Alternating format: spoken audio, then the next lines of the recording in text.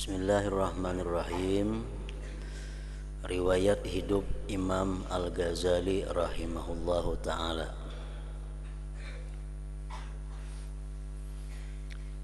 Imam Al-Ghazali rahimahullahu ta'ala adalah di antara tokoh pemikir Islam yang ulung dan telah mendapat gelaran di kalangan kaum muslimin sebagai Hujjatul Islam.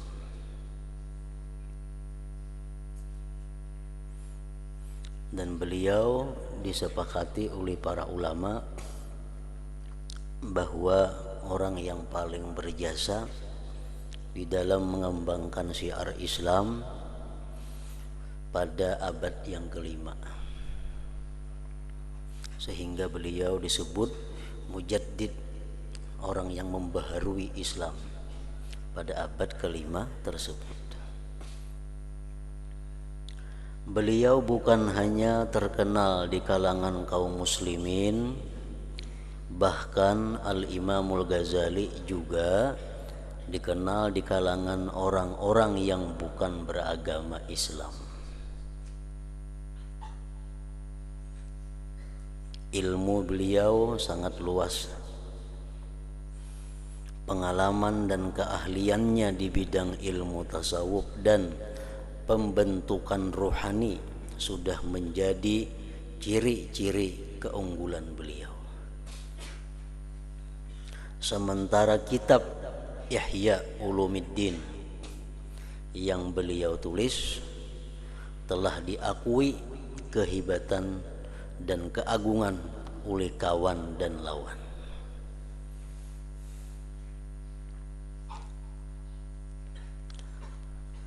Nama beliau yang sebenarnya ialah Muhammad bin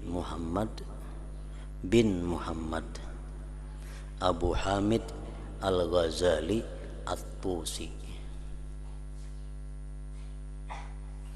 Jadi Imam Ghazali ngaran sidin Muhammad, Abah sidin Muhammad jua, Kai sidin Muhammad jua.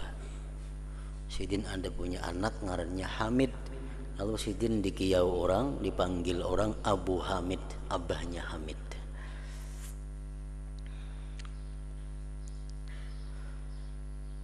Beliau dilahirkan di kampung Ghazalah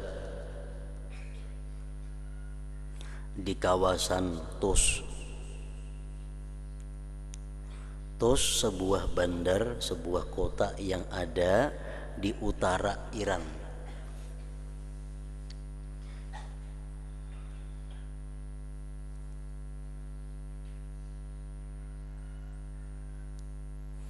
Beliau dilahirkan dari keluarga yang miskin, tetapi sangat kuat beragama.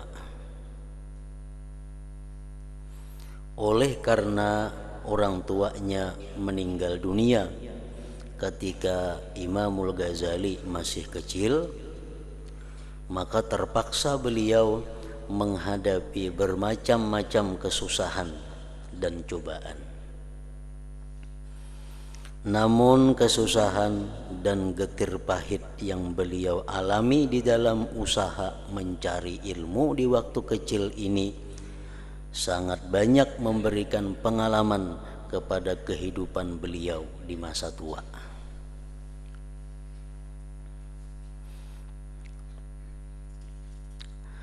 Pada mulanya Imam Al-Ghazali rahimahullahu ta'ala belajar di kampungnya sendiri.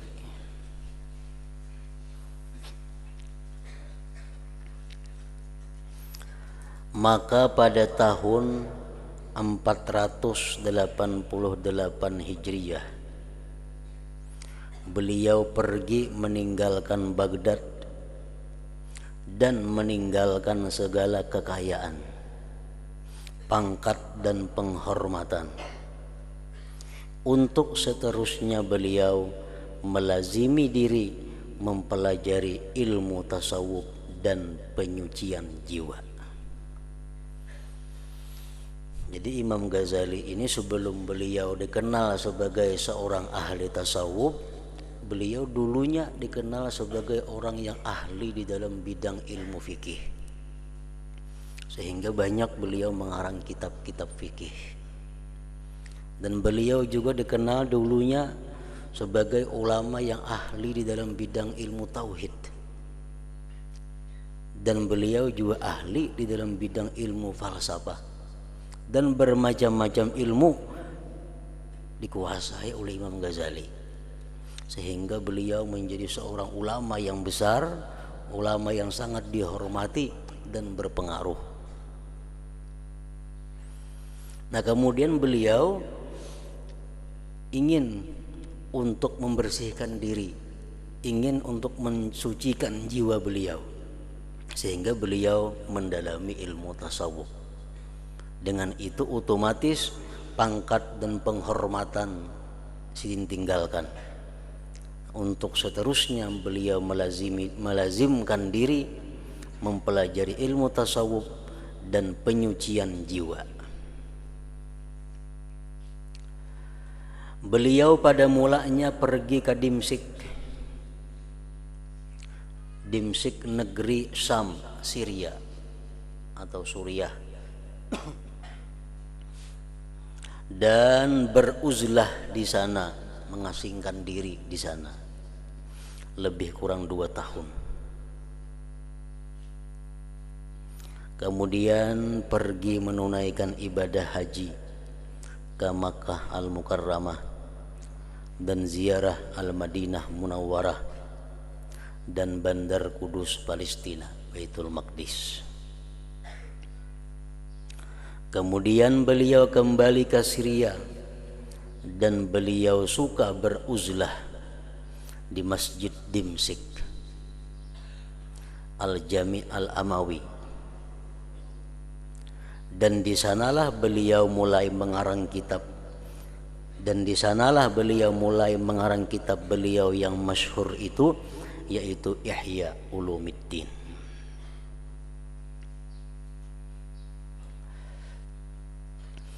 Di dalam kitab manakib sejarah-sejarah hidup daripada Al-Imam Al-Ghazali, bahwa beliau ini merupakan salah seorang yang ahli dalam berbagai bidang ilmu, dan tidak diragukan kehebatan ilmu beliau.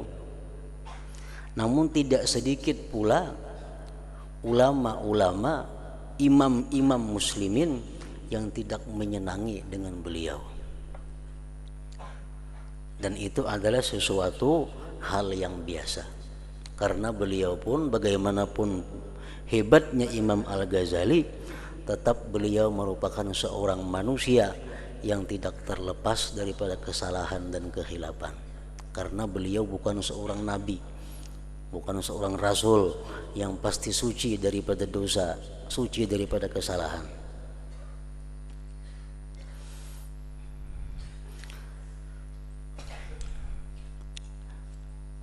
Banyak di antara mereka imam-imam muslimin, Syekhul Islam, guru-guru besar yang tidak menyenangi dengan Imam Ghazali, dengan karangan-karangan beliau. Di situ disebutkan antara lain yang sangat terkenal adalah Qadhi Iyad. Qadhi Iyad ini salah seorang ulama besar.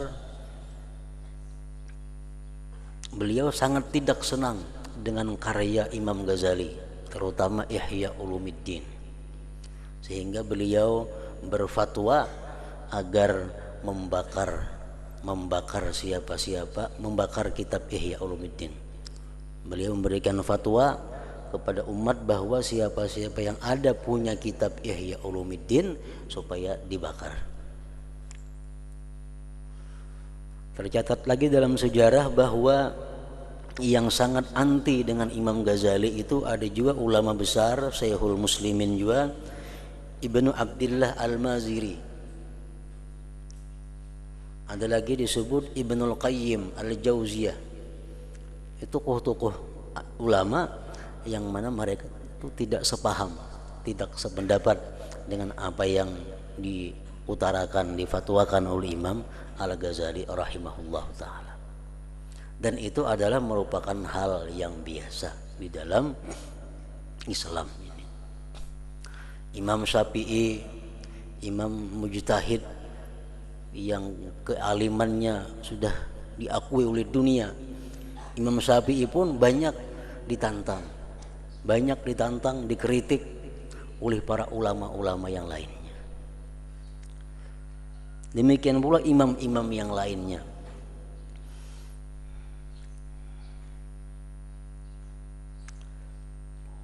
Jadi hampir boleh dikatakan bahwa tidak ada ulama di dalam dunia ini yang sehebat apapun ulama itu yang tidak ada mempunyai lawan atau orang-orang yang anti kepada mereka itu. Pasti ada orang yang tidak sesuai, yang tidak sepaham dengan pendapat yang mereka utarakan itu.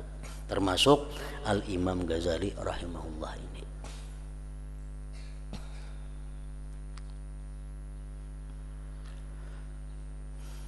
Namun banyak pula, tidak sedikit, bahkan boleh dikatakan mayoritas, kebanyakan para ulama-ulama itu sepaham, sepakat dan mengakui apa yang dikatakan, apa yang ditulis, apa yang difatwakan oleh Imam Ghazali. Jadi ada nang anti, ada nang pro, ada nang katuju, ada nang kada katuju. Itulah sudah dunia. Orang katuju itu pasti ada, nang kada katuju pun ada. Di antara ulama-ulama aulia-aulia yang sangat senang, yang sangat sepaham dengan Imam Ghazali, di antaranya adalah Syekh Abdul Hasan Asy-Syadzili. Nah, beliau ini sangat mengagungkan Imam Ghazali, sangat memuji Imam Ghazali. Bahkan Sidin sampai menganggap bahwa Imam Ghazali itu merupakan salah seorang di antara manusia yang patut untuk dijadikan tawasul, untuk dijadikan perantara kita kepada Allah Subhanahu wa ta'ala. Jadi Imam Abdul Hasan Asy-Syadzili mengatakan, man kanat lahu minkum hajah ilallah falyatawassal bil Ghazali. Man kanat lahu minkum hajatun ilallah falyatawassal bil Ghazali. Ujar Sidin, barang siapa ada di antara kalian punya hajat kepada Allah, hendaklah dia bertawassul kepada Imam Al-Ghazali. Niscaya hajat itu akan ditunaikan oleh Allah Subhanahu wa ta'ala. Jadi bertawassul kepada Allah. Misalnya, ya Allah atau Allahumma bihaqqi Abi Hamid Muhammad bin Muhammad Al-Ghazali iqdi hajati. Contoh tawassul. Ya Allah, dengan hak Abi Hamid Muhammad bin Muhammad Al-Ghazali, iqdi hajati, tunaikan hajatku. Itu ngarannya bertawassul kepada Allah melalui Al-Imam Al-Ghazali. Ada lagi ulama yang sangat senang, yang memuji Al-Imam Al-Ghazali. Di antaranya adalah Al-Qutub Al-Yaman Ismail bin Muhammad Al-Hadrami. Beliau berkata, ujar Sidin, Sayyiduna Muhammad ibni Abdillah sallallahu alaihi wasallam Sayyidul Mursalin. Nabi Muhammad bin Abdillah itu merupakan penghulunya para rasul. Wa Sayyiduna Muhammad bin Idris Asy-Syafi'i Sayyidul Mujtahidin. Bermula Muhammad bin Idris Imam Syafi'i itu merupakan penghulunya imam-imam mujtahid. Wa Sayyiduna Muhammad bin Muhammad Al-Ghazali Sayyidul Musannifin. Dan penghulu kita Muhammad bin Muhammad Imam Ghazali itu merupakan penghulunya para pengarang kitab, Sayyidul Musannifin. Di antara yang memuji kepada Imam Ghazali lagi antara lain adalah kebanyakan daripada tokoh-tokoh mazhab Maliki, tokoh ulama dari kalangan mazhab Imam Malik. Mereka mengatakan an-nasu fi fadli ulumil Ghazali. Manusia itu seluruhnya adalah hanya merupakan sisa daripada ilmunya Imam Ghazali. Artinya kita ini semua kita pelajari ini itu merupakan labihannya daripada ilmu Imam Al-Ghazali rahimahullahu taala. Artinya apa? Sebagian besar ilmu itu ada pada diri Imam Al-Ghazali rahimahullahu taala.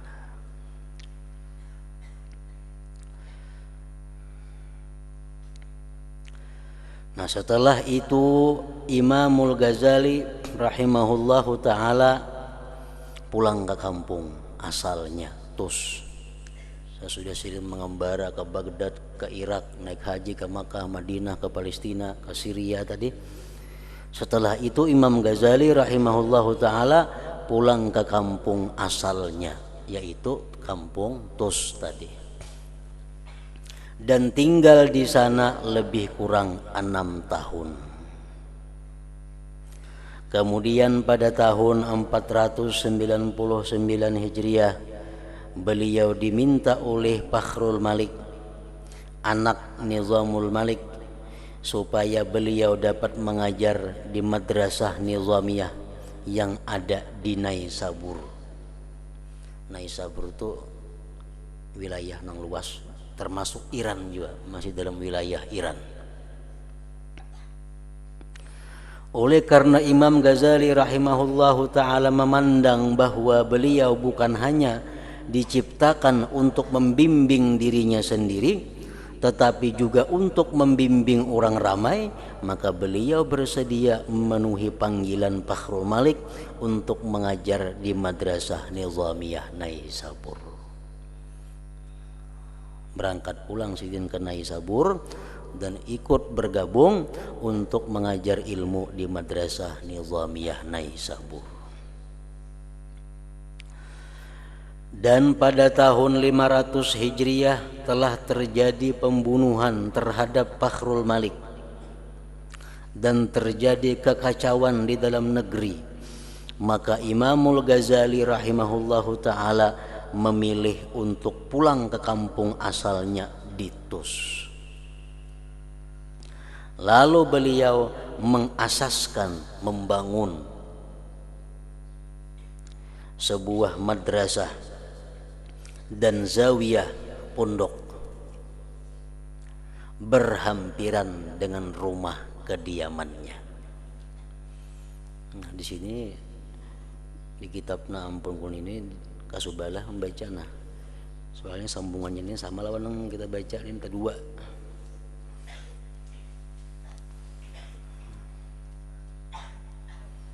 Mungkin di pondok sendiri sebelahnya ini tuh, ini sini sendiri juga tadi. Nah, ini sambungannya di sebelah sini.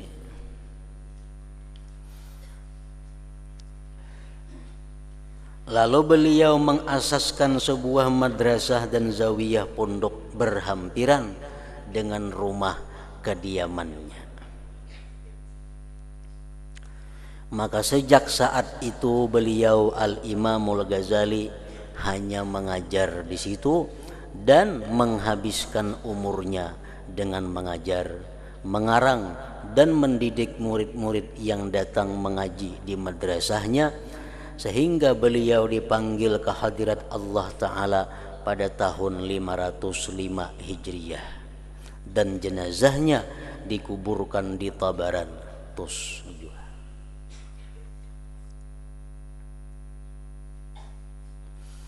Di dalam kitab manakib yang lain tentang Imam Ghazali disebutkan pula adalah untuk mengetahui karamah-karamah beliau, kemuliaan-kemuliaan yang diberikan Allah kepada beliau sebagai tanda bahwa beliau termasuk aulia Allah Ta'ala. Di dalam kitab manakib yang lain disebutkan ada salah seorang ulama besar yang bernama Abu Abdillah bin Zain. Abu Abdillah bin Zain ini suatu hari, si ulama ini satu hari membaca kitab, yang kitab itu isinya adalah mengkritik Imam Ghazali. Kitab itu isinya mencela Imam Ghazali. Begitu Sidin baca kitab tadi, Pak Umia, buta mata Sidin. Yang dibaca ini kitab yang mencaci maki Imam Ghazali. Begitu membaca, buta. Lalu Syekh Abu Abdullah bin Zain ini sujud kepada Allah. Begitu buta, langsung sujud kepada Allah dan memohon kepada Allah agar dikembalikan matanya supaya bisa melihat. Dan beliau bersumpah kepada Allah tidak akan lagi membaca kitab yang anti kepada Imam Ghazali. Akhirnya faradallahu alaihi basarahu, Allah kembalikan kepadanya penglihatannya tadi. Nah, begitu bersumpah bahwa ya Allah, demi Allah aku tidak akan membaca lagi kitab-kitab yang mencela Imam Ghazali. Akhirnya beliau dapat melihat kembali. Salah satu di antara karamah Imam Ghazali. Nah, ada lagi disebutkan karamah Imam Ghazali adalah salah seorang ulama besar di Maghribi, Maroko. Nah, si ulama ini sangat tidak senang kepada Imam Ghazali, sangat tidak senang kepada kitab Ihya Ulumuddin, mencaci maki kepada Imam Ghazali. Lalu akhirnya si ulama besar ini mengeluarkan fatwa bahwa besok setelah hari Jumat, setelah sembahyang Jumat, semua yang punya kitab Ihya agar dikumpul di depan masjid dan untuk dibakar bersama-sama. Nah, pada malam Jumat itu si ulama besar ini bermimpi bertemu dengan Rasulullah Sallallahu Alaihi Wasallam. Dalam mimpinya itu ada juga di situ hadir Imam Ghazali rahimahullahu taala. Nah, lalu Imam Ghazali di dalam mimpinya si ulama tadi melapor kepada Rasulullah, wahai Rasulullah, nah ini ulama si Fulan bin Fulan ini sangat mencela kepada ulun, sangat mencaci maki kepada ulun, sangat menghina kepada kitab karangan ulun. Nah, akhirnya Nabi kita mengambil tungkat, Sidin pukul si ulama tadi beberapa kali, pukul di belakang. Begitu bangun daripada guringnya, si ulama tadi melihat ke belakang, ada bekas pukulannya sebanyak 5 pukulan di belakang bebalar, bekas dipukul Nabi pada malam tadi. Nah, akhirnya si ulama tadi bertobat kepada Allah dan mencabut fatwanya tentang membakar kitab Ihya. Akhirnya beliau menjadi orang yang sangat senang, menjadi orang yang sangat setuju kepada Al-Imam Ghazali rahimahullahu ta'ala. Nah, itu karamat-karamat yang diberikan Allah yang membuktikan bahwa Imam Ghazali adalah merupakan salah seorang di antara kekasih atau aulia Allah Subhanahu wa ta'ala.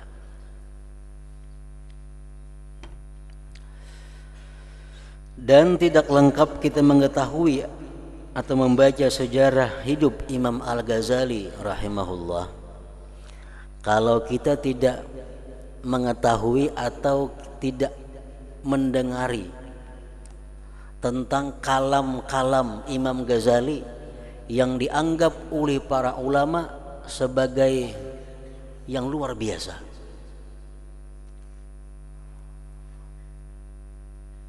Kada lengkap kita membaca satu manakib Imam Ghazali kalau kita kada sempat, kada mengetahui apa-apa kata-kata mutiara yang keluar dari mulut Imam Ghazali yang dianggap oleh ulama-ulama sebagai kata-kata yang tidak ada sebelumnya. Nah, seperti perkataan Al-Imam Ghazali rahimahullah. Ujar Imam Ghazali mengatakan, man fatahul lihaq bidarajatil akabir biddin lam yafuthu sawabu hubbihi lahum mahma ahabba dhalik. Nah, ini kalam perkataan Imam Ghazali yang dimasukkan oleh para ulama di dalam manakibnya. Man fatahul lihaq bidarajatil akabir biddin lam yafuthu sawabu hubbihi lahum mahma ahabba dhalik. Artinya barang siapa keluputan akan dia mendapati atau menghubungi dengan derajat orang-orang yang besar pada agama. Imam Ghazali, kalau kita sampai ke derajat sidin, kada akan bisa sampai ke derajat sidin. Kayak apa aja kita mengaji, kayak apa aja kita beribadah, kita kada akan sampai, kada akan bisa menyamai derajatnya Imam Ghazali. Kayak apa aja kita mengaji, kayak apa aja kita beribadah, kita kada akan bisa sampai ke derajatnya Imam Syafi'i. Karena itu orang-orang yang luar biasa pada masa dahulu. Nah, kalau kita merasa bahwa kita kada akan bisa sama ke derajat mereka, kalau kita merasa kada akan bisa sampai kepada kedudukan mereka, lam yaputhu sawabu hubbihi lahum, kita kada keluputan pahala untuk mencintai mereka itu. Nah, dengan bermodal cinta yang besar, dengan bermodal cinta yang sejati, kita akan bisa ditempatkan Allah sejajar dengan mereka itu. Inilah anugerah Allah Subhanahu wa taala memberikan mahabbah di dalam hati manusia itu. Dengan modal mahabbah, dengan modal kecintaan kita kepada orang-orang yang mulia, dengan modal kesenangan kita, kerinduan kita kepada orang-orang yang agung di sisi Allah, kita akan bisa dapat derajat mereka di sisi Allah Subhanahu wa taala. Almar'u ma'aman ahab yaumal qiyamah. Manusia itu nantinya beserta orang-orang yang dia cintai di akhirat. Kita kadang akan bisa sampai ke derajatnya Rasulullah sallallahu alaihi wasallam. Bagaimanapun kita sungguhnya beribadah, sungguhnya kita menuntut ilmu, pasti kadang akan sampai ke derajatnya Rasulullah. Tapi dengan kecintaan yang sangat besar di dalam hati kita kepada Rasulullah, dengan kecintaan yang penuh dari hati kita kepada Rasulullah, itu bisa akan mempertemukan kita dengan Rasulullah sallallahu alaihi wasallam pada hari akhirat nantinya. Nah, ini perkataan Imam Ghazali, man fatahul lihaq bidarajatil akabir biddin lam yafuthu sawabu hubbihi lahum mahma ahabba zalika. Di antara perkataan Imam Ghazali lagi, minadz dzunub ma yurithu su'al khatimah. Ujar Imam Ghazali, ada di antara dosa-dosa yang bisa membuat seseorang matinya su'ul khatimah. Ada dosa-dosa yang bisa membawa seseorang kepada mati, dicabut iman. Dosa apa? Wa huwa di'a'ur rajul al-wilayata ma'a faqdiha minhu, yaitu dosa mengakunya seseorang sebagai wali padahal dia bukan wali Allah Subhanahu wa taala. Kita ini merasa dalam diri, aku ini wali, merasa diri aku ini wali padahal ada wali. Nah, ini satu dosa yang besar yang mengakibatkan nantinya bahwa dia mati su'ul khatimah.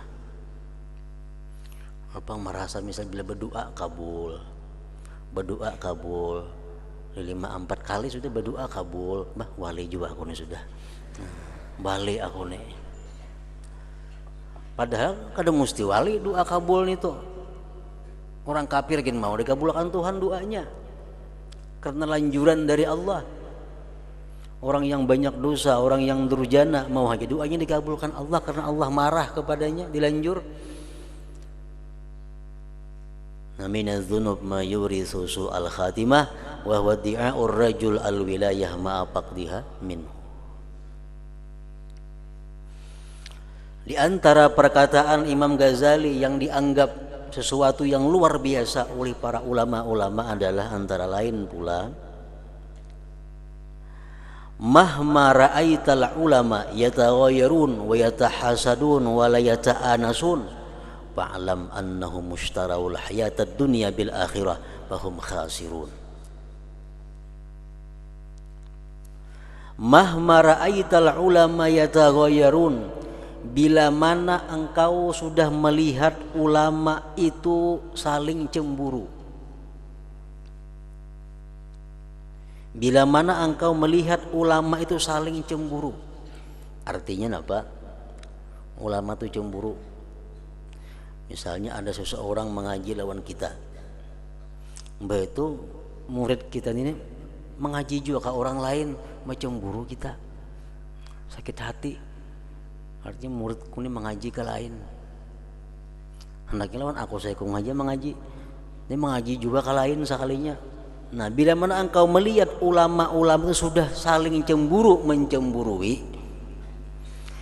wa yatahasadun, dan mereka sudah saling iri dengki satu dengan yang lainnya, wala yata'anasun, dan tidak berjinak-jinakan kadang mau bergabung-gabung berkumpul-kumpul, fa'lam, ketahuilah, annahu mushtarawul hayatad dunya bil akhirah, bahwa mereka sudah menukar kehidupan dunia dengan akhirat. Berarti ulama ini sudah menjual dunianya, menjual agamanya dengan kepentingan-kepentingan duniawi. Mestinya kalau orang itu ada mengaji suka, untuk lo suka. Adanya kada kalau orang mengaji ke lainnya sakit hati. Nah, ini ulama seperti ini, ulama yang menjual akhirat untuk kepentingan dunia. Fahum khasirun, dan mereka orang yang rugi.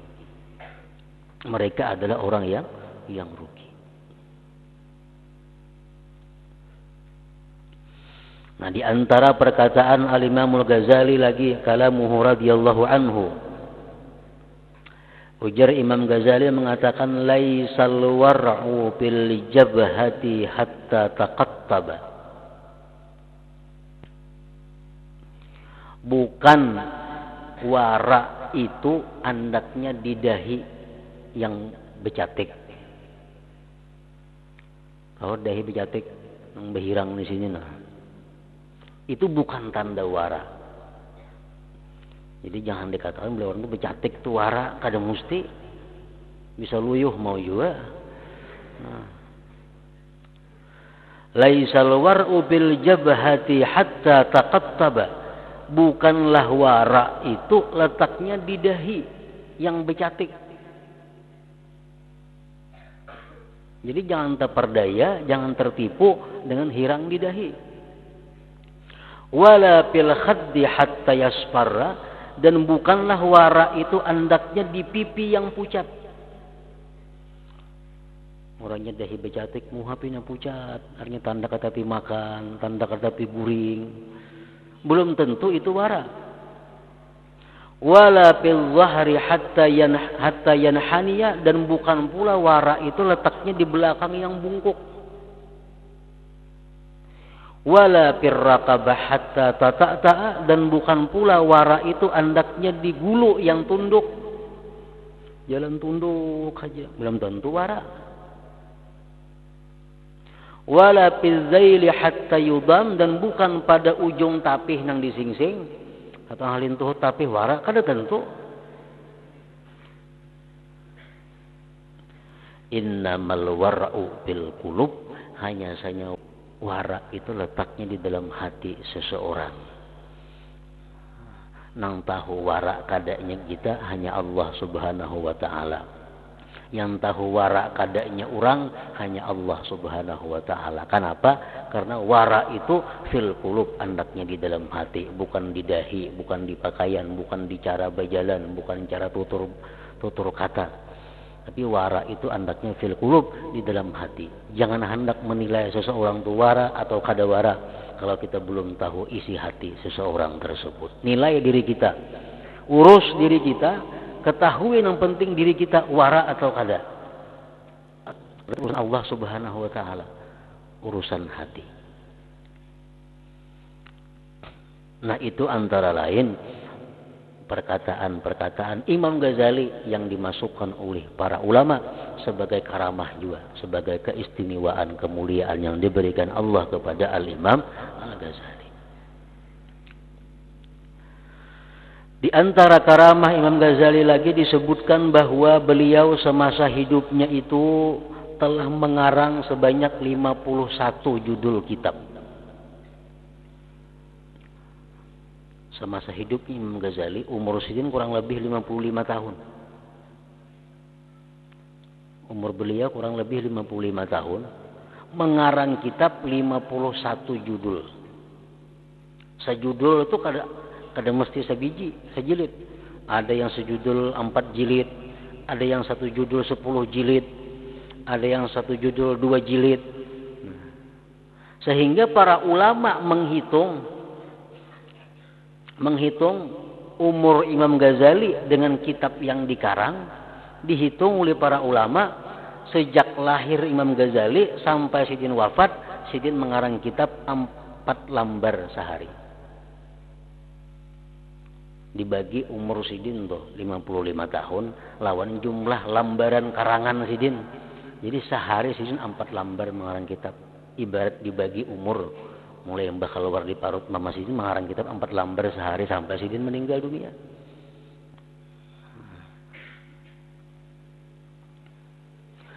Nah, itu sebagian daripada karamah-karamah Al-Imam Ghazali rahimahullah. Al-Imam Ibnul Jauzi menghikayatkan daripada Imam Ahmad, saudara Imamul Ghazali rahimahullahu ta'ala, yang menceritakan peristiwa kematian Imam Ghazali rahimahullah ta'ala.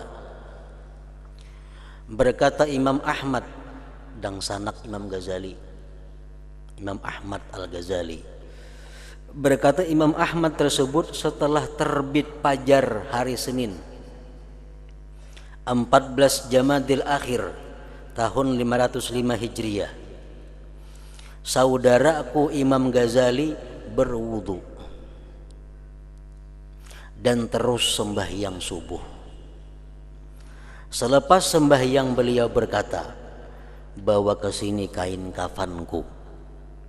Lalu beliau mengambil kain kafannya sambil beliau berkata, aku telah bersedia untuk datang memenuhi panggilanmu dengan penuh ketaatan dan kepatuhan.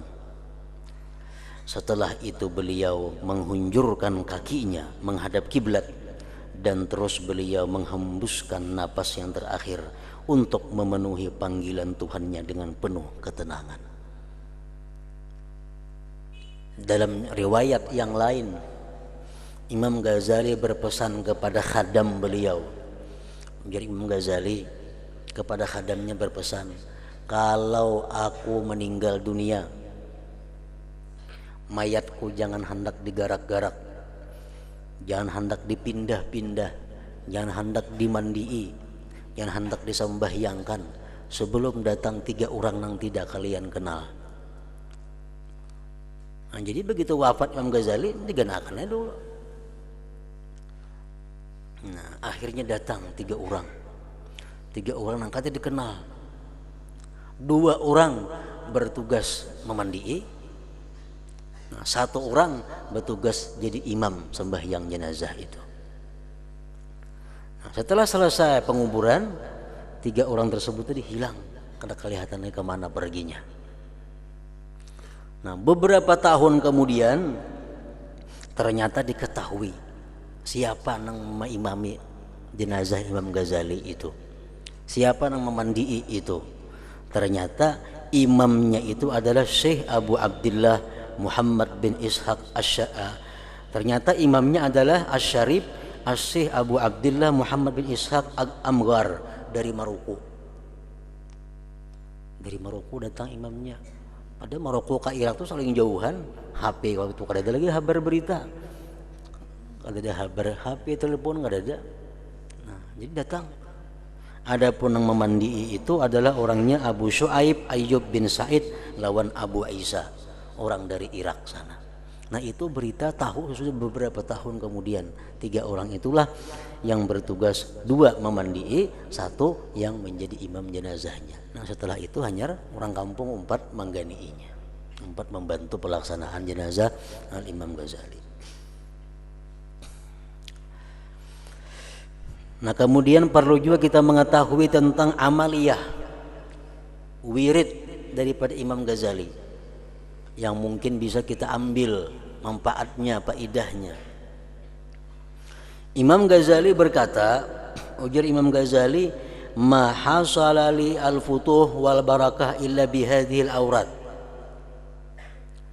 Tidak hasil bagiku al-futuh, keterbukaan ilmu, keterbukaan hati untuk beribadah, keterbukaan hati untuk beramal kebaikan, Tidak hasil itu dan barakah-barakah kecuali dengan ini wirid.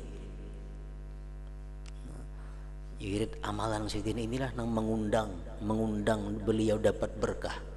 Wirid inilah yang mengundang beliau dibukakan Allah berbagai macam ilmu, dibukakan Allah berbagai macam hidayah. Nah, apa wiridnya? Yaumul Jumat, hari Jumat, membaca ya Allah 1000 kali.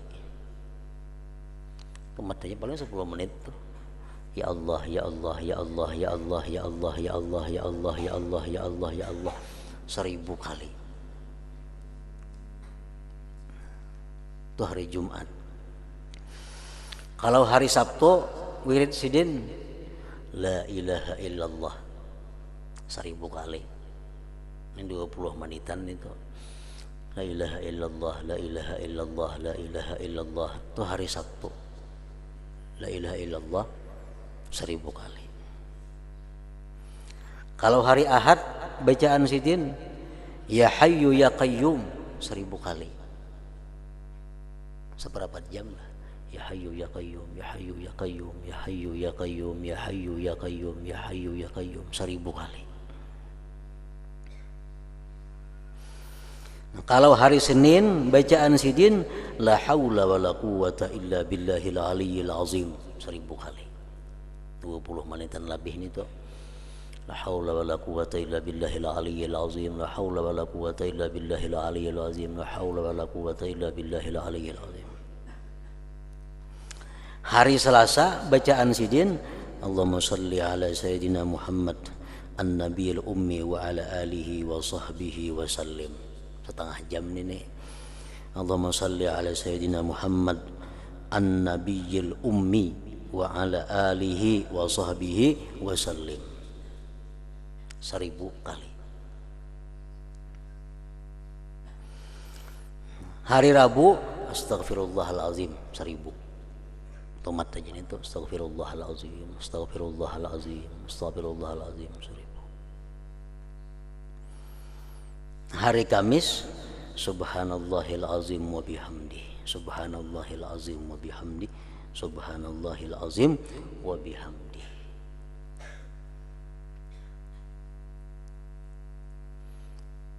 Nah, jadi wirid ini dahulunya aku masih kekanakan, diijazahkan oleh abahku untuk mengamalkan ini. Nah, dalam saat ini aku ijazahkan kepada kalian sebertaan. Nah, nak mengamalkan itu. Nah, kemudian lagi di antara amalan Imam Ghazali yang Sidin selalu lazimi, selalu Sidin baca adalah membaca sesudah sembahyang Jumat ya Ghaniyu, ya Hamid, ya Mubdi, ya Mu'aid, ya Rahim, ya Wadud, aghnini bihalalika an haramik wa bita'atika an ma'siyatika bifadlika amman siwak. Berapa ada batasnya, berapa kali kah? Ujar Sidin man zakarahu ba'da salatil jum'ah wa dawama alaihi aghnahu Allah an khalqihi wa razaqahu min haitsu la yahtasib. Orang yang selalu artinya tiap Jumat tuh mengamalkan itu, Allah kayakan dia daripada manusia dan Allah beri dia rezeki tanpa terduga-duga. Ya Ghaniyu, ya Hamid, ya Mubdi'u, ya Mu'id, ya Rahimu, ya Wadud, aghnini bihalalika an haramik wa bita'atika an ma'siyatika wa fadlika amman siwa. Nah, berapakah? 10 kah? 7 kah? 100 kah? Mungkin bagus lagi. Asal setiap imbah Jumat bacaan itu baca. Nah, pasti hidup kada akan berhajat kepada manusia dan Allah berikan dia rezeki tanpa disangka-sangka, tanpa dikira-kira. Nah, kemudian selanjutnya hanya kini kita baca permulaan atau mukaddimah daripada kitab Bidayatul Hidayah ini. Mudah-mudahan manaqib Imam Ghazali yang kita baca tadi dapat kita ambil manfaatnya dan dapat berkah dari Allah Subhanahu wa taala. Ila hadratin Nabi sallallahu alaihi wasallam. Al-Fatihah.